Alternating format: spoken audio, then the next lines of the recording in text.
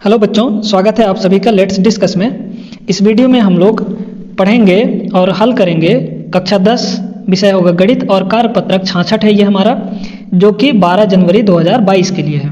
तो इस वीडियो में हम लोग ऊंचाई और दूरी पर आधारित प्रश्न सॉल्व करेंगे, जो कि अलग टाइप के होंगे। और पिछले कार्यपत्रक में हमने अलग टाइप के प्रश्न किए थे, इस कार्यपत्रक में अलग टाइप के प्रश्न होने वाले हैं, ठीक ना।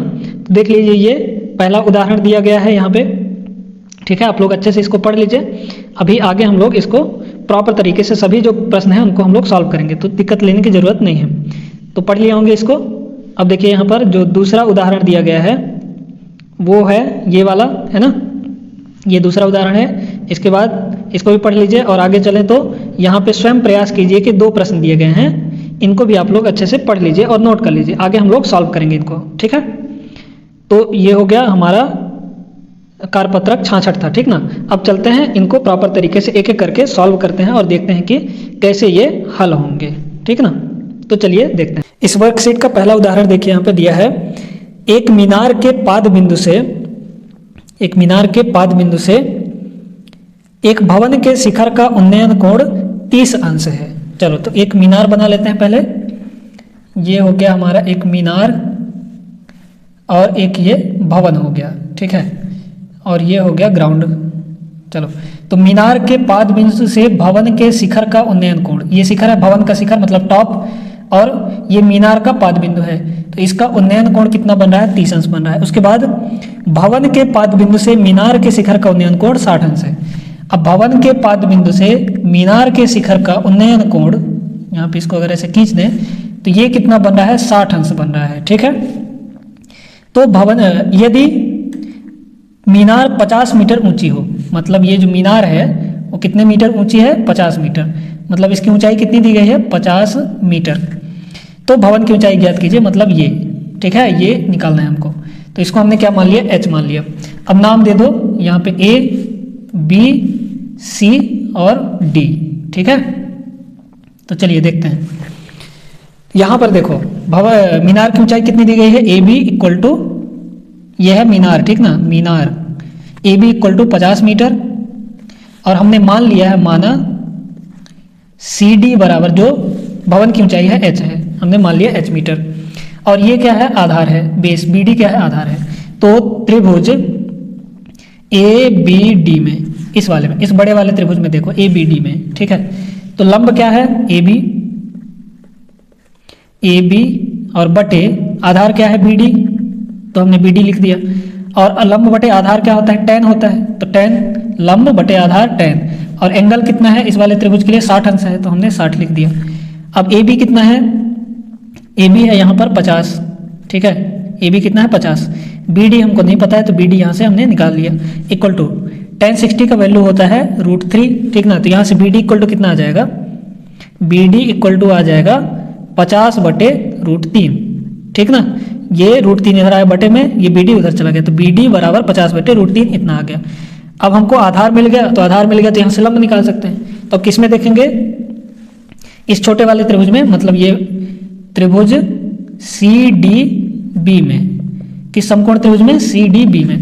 तो इसमें देखिए लंब क्या है? CD और बटे आधार क्या है? BD, बराबर कितना हो जाएगा? tan 30 अंश। यहाँ पे इसके लिए क्या है? 30 अंश कोण है ना।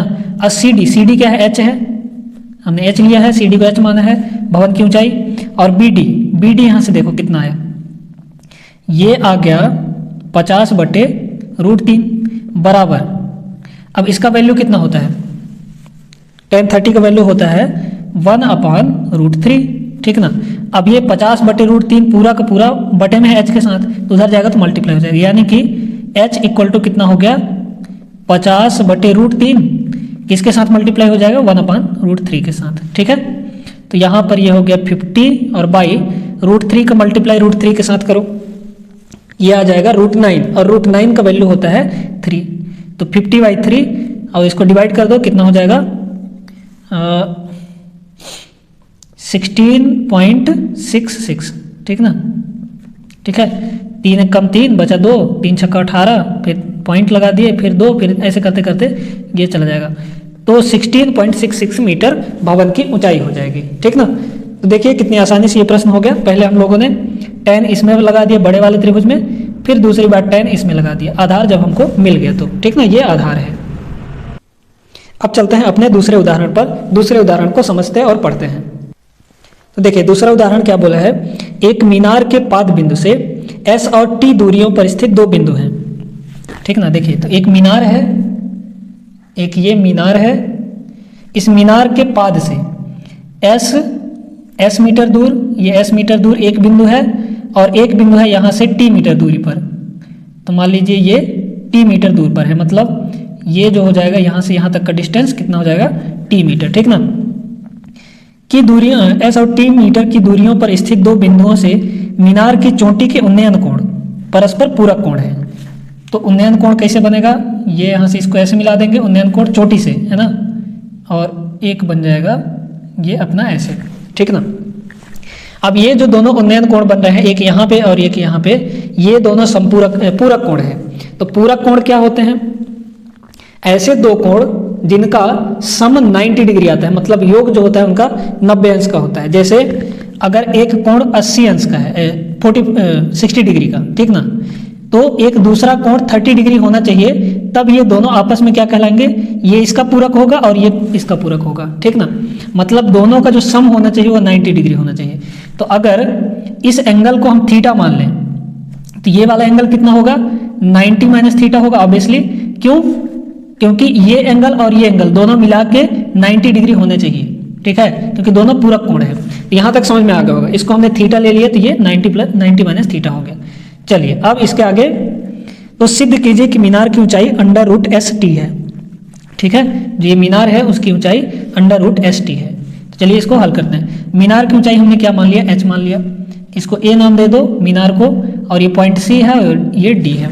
बहुत ही आसान सवाल है, 2 बार हमको tan लगाना पड़ेगा, उसके बाद आ जाएगा। चलिए देखते हैं। तो यहाँ पर हमने क्या मान लिया, माना मीनार की ऊंचाई क्या है, H है, ठीक है, मीनार की ऊंचाई H है।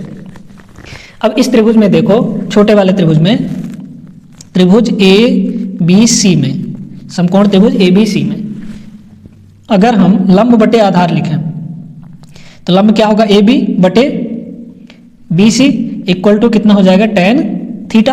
होगा कि नहीं होगा, होगा, बिल्कुल होगा, ठीक ना। लंब बटे आधार बराबर tan थीटा होता है, एंगल कितना है, थीटा, तो हमने थीटा रख दिया। AB क्या है, H है, ठीक है, बटे BC क्या है, S है, यहाँ पर दिख रहा है, और tan थीटा इसको यहीं पर ऐसे ही रख दो, ठीक ना।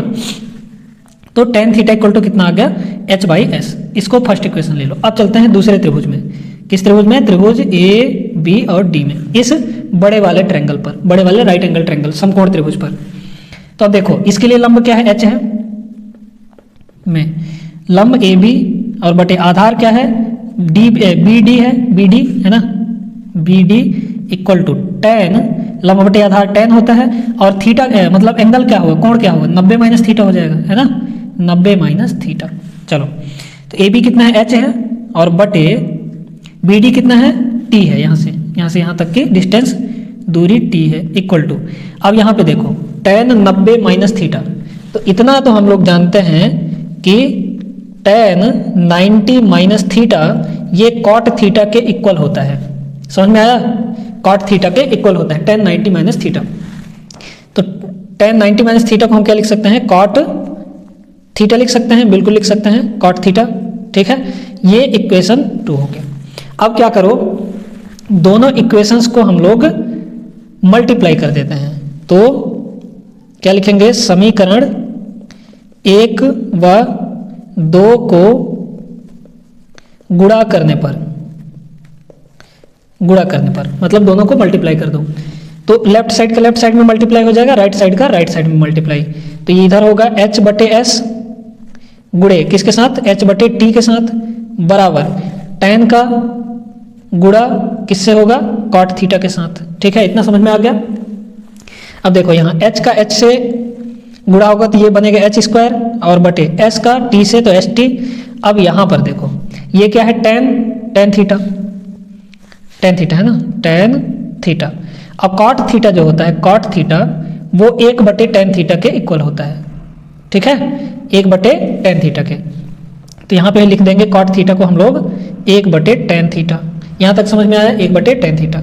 अब tan थीटा से tan थीटा कैंसिल हो गया, बचा क्या, एक यहाँ पे है ना। तो इसके आगे अगर हम लोग इसको सॉल्व करें तो क्या हो जाएगा, h² = 1 और ये इधर मल्टीप्लाई होगा तो कितना हो जाएगा, h² = st। तो यहाँ से वर्ग हटाओ तो उधर लगेगा क्या, वर्गमूल, और ये हो गया st। ठीक है, तो यही सिद्ध करना था हमको कि इस मीनार की जो ऊंचाई होगी वो √st होगी। तो यहाँ पे क्या लिख सकते हैं, सिद्ध हुआ। ठीक ना, बस ये हमारा उदाहरण नंबर 2 हो गया। अब चलते हैं, स्वयं प्रयास कीजिए कि 2 प्रश्न दिए गए हैं, उन दोनों प्रश्नों को हल करते हैं जल्दी जल्दी। तो देखिए पहला प्रश्न यहाँ पे बोला है 100 मीटर चौड़ी नदी के बीच में एक छोटा सा द्वीप है। चलिए 100 मीटर चौड़ी नदी बना लेते हैं हम लोग पहले। ये नदी है, 100 मीटर चौड़ी है, यहाँ से लेकर यहाँ तक ये नदी की धारा है ना। कितना दूर है ये, 100 मीटर चौड़ी है। चलो तो यहाँ से यहाँ तक इसको हम लोग 100 मीटर लिख देते हैं। इसके बाद इसके बीच में एक छोटा सा द्वीप है, ठीक ना, और द्वीप पर एक लंबा पेड़ खड़ा है। तो मान लीजिए यहाँ पे एक द्वीप है, टापू टाइप का है ना, इस पे एक लंबा पेड़ खड़ा है। तो इसको हम मान लेते हैं कि इस पर एक पेड़ है। ठीक है, ये हो गया पेड़ इस टापू पर, इस द्वीप पर। इसके बाद बोला है P तथा Q एक दूसरे के विपरीत किनारों पर और पेड़ के साथ लाइन पर हैं। तो यहाँ पे एक पॉइंट P है और यहाँ पे एक पॉइंट Q है। ठीक ना, P को इधर ले लो, P और ये Q। ठीक है, दोनों किनारों पर है P और Q बिंदु, और पेड़ के साथ एक सिधाई में है, एक ही लाइन पर। ठीक ना, और ये पूरा नदी की धारा है ये। ठीक है, ऐसे ऐसे इधर जा रही है। ये हो गया। अगर पेड़ P तथा Q से पेड़ के शिखर के उन्नयन कोण क्रमशः 30 अंश और 45 अंश है।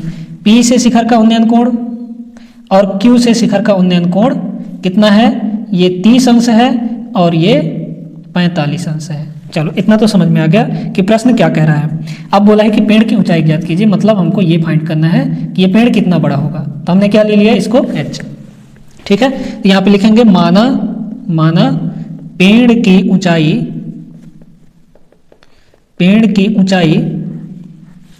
h है, h। ठीक है, अब इसका नाम कर दो तो ये हो जाएगा a और इसको ले लो b। ठीक है, तो AB बराबर कितना हो गया, AB बराबर h। चलिए इतना तो हो गया। अब देखो अगर हम इस राइट एंगल ट्रायंगल, अच्छा इसको ना, इस वाले डिस्टेंस को, इसको ले लो x। ठीक है, QB बराबर x। तो ये वाला कितना होगा, BQ, ये होगा 100 - x है ना, क्योंकि ये टोटल कितना है, 100 है। तो ये अगर x है तो ये 100 - x हो जाएगा। तो यहाँ पे हम लोग मान लेते हैं कि माना QB = x, तो BP कितना होगा, BP हो जाएगा 100 - x। ठीक है, इतना समझ में आ गया। अब देखो इस त्रिभुज में ABQ में क्या लिखेंगे, त्रिभुज ABQ में लंब क्या है, AB, अब बटे आधार क्या है, QB, बराबर कितना होगा, tan 45। समझ में आया, कितना होगा, tan 45 होगा। AB क्या है, h है, तो h बटे QB कितना है, x है ना, इक्वल टू tan 45 का मान 1 होता है। तो यहाँ से h बराबर कितना आ गया, x आ गया। ठीक है, पहला इक्वेशन इसको मान लो, पहला समीकरण। अब इस वाले त्रिभुज में देखते हैं हम लोग, दूसरे त्रिभुज में। किस त्रिभुज में, त्रिभुज A B और P में। तो इसमें लंब क्या है, यह AB और बटे आधार क्या है, BP है ना, BP यहाँ से इक्वल टू कितना होगा, tan 30 अंश होगा, लंब बटे आधार tan 30। AB क्या है, h, और बटे, अब देखो BP कितना है, BP यहाँ पे 100 - x है ना, 100 - x। तो हमने रख दिया 100 - x इक्वल टू tan 30 का वैल्यू होता है 1/√3। इतना समझ में आया। अब देखो यहाँ पर जो फर्स्ट इक्वेशन है उसमें h = x आया है, तो हम क्या करेंगे, यहाँ पे h के जगह पर x रख देंगे। तो क्या हो जाएगा, x/100 - x बराबर 1/√3। ठीक है, इतना हो गया। इसके बाद तिर्यक गुणा कर दो, इसका मल्टीप्लाई इधर, इसका मल्टीप्लाई इधर। तो देखिए क्या हो जाएगा, यहाँ पे √3 × x इक्वल टू 100 - x। इस 100 - x का उधर मल्टीप्लाई हो तो 100 - x आ गया। ठीक है, अब इस x को इधर ले आओ, तो ये हो जाएगा √3x और माइनस से इधर आएगा तो प्लस x इक्वल टू 100। यहाँ से अगर हम x बाहर निकाल लें तो बचेगा √3 और यहाँ पे है 1 और x इक्वल टू 100।